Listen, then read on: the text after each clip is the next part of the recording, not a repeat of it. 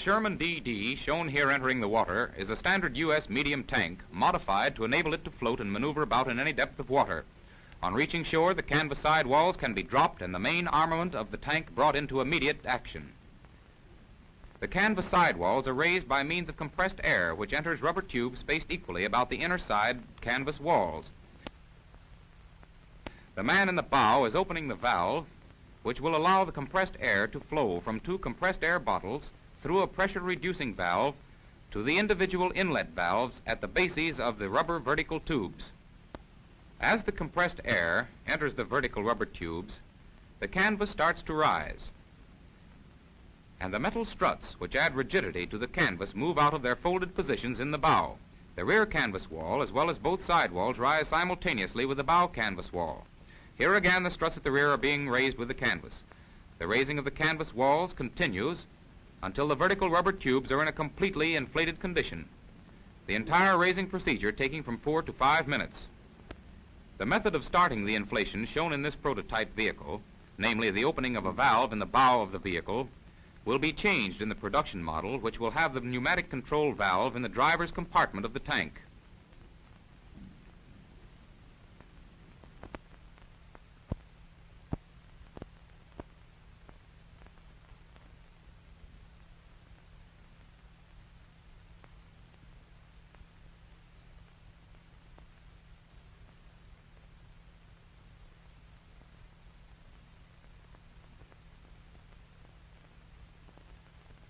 With the vertical rubber tubes fully elongated and the canvas side walls in the fully raised position, it is necessary to make the metal supporting struts. This is accomplished manually by snapping the various struts into position. The struts in the bow are being made first here.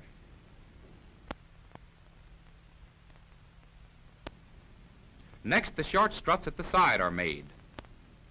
A similar pair on the other side, not shown here, is made in the same manner. To complete the making of the mechanical struts, the 4 struts at the rear are snapped into position, and the vehicle is ready to take to the water.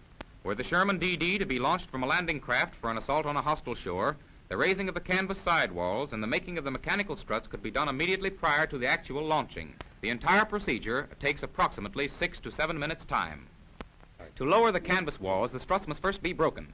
This is done hydraulically by rotating the hydraulic control operating handle to the 5 o'clock position and squeezing it. This causes the pistons to move on the various supporting struts, and the struts are kicked open.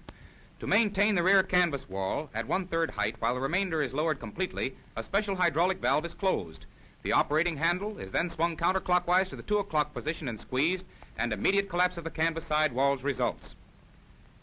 The operation of the control valve handle in the 2 o'clock position has opened the exhaust valves in the bases of all the vertical rubber tubes except the 3 short tubes at the rear.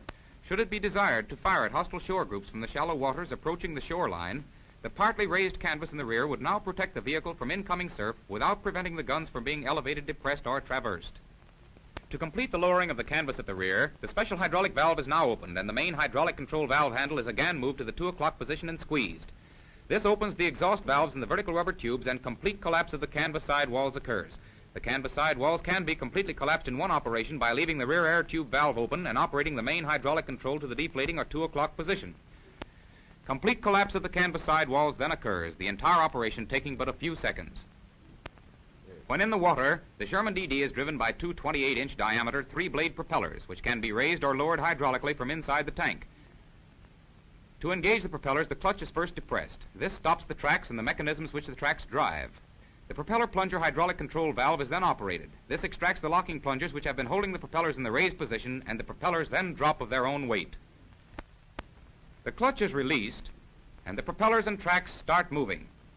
The motion of the tracks is thus being imparted to the propellers through the special driven rear sprockets, the ring and pinion gears, and the universal drives to which the propellers are attached. The propeller units have a Spicer universal drive, a standard Ford rear axle bevel gear and pinion, and 2 track tension locking bolts. The standard track tensioning unit has been replaced by a screw-type adjusting mechanism. The rear idler has been replaced by a driven sprocket, which in turn drives the shaft bearing the Ford bevel gear. Steering of the Sherman DD in water is accomplished through the back and forth movement of the propeller units, much the same as is done with ordinary outboard motors. This can be done hydraulically from inside the tank. The hydraulic steering transmitter is located to the right and rear of the driver's seat in the tank. A detachable handle is provided, and this is moved from side to side. This movement sets in motion an arm on the hydraulic receiver unit located at the left rear of the tank, and the connecting linkage swings the propellers. In this way, the direction of the Sherman DD can be controlled effectively from the driver's seat by the simple movement of the hydraulic steering lever, course being maintained with the aid of a periscope or a gyro indicator. As an alternative method of steering, a platform and a long steering lever are provided at the right rear of the turret. The movement of this long lever is transmitted to the same mechanical steering linkage at the rear, which is activated by the hydraulic receiver unit. To raise the propellers, the clutch is depressed, stopping the movement of propellers and tracks.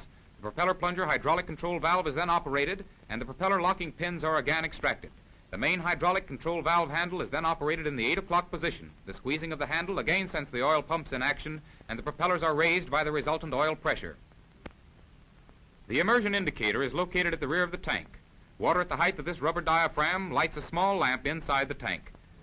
A gyroscopic directional indicator is provided for navigation purposes. The correct magnetic setting for this indicator can be obtained from an externally mounted compass, which is raised to a vertical position for readings. These readings are projected to a mirror in the interior of the tank.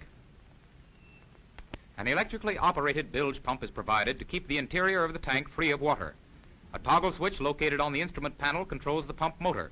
The oil pump and motor are located above the bilge pump, and the oil header tank is immediately to the right. An emergency hand pump located ahead of the driver can be used to provide necessary oil pressure should the oil pressure pump or motor fail. Now that these long mechanical explanations have been completed, let's have a practical demonstration. There she goes, gentlemen. And believe it or not, out of that LST has been launched 30 solid tons of armed might, which under a simple canvas cover is steadily moving towards some unsuspecting shore.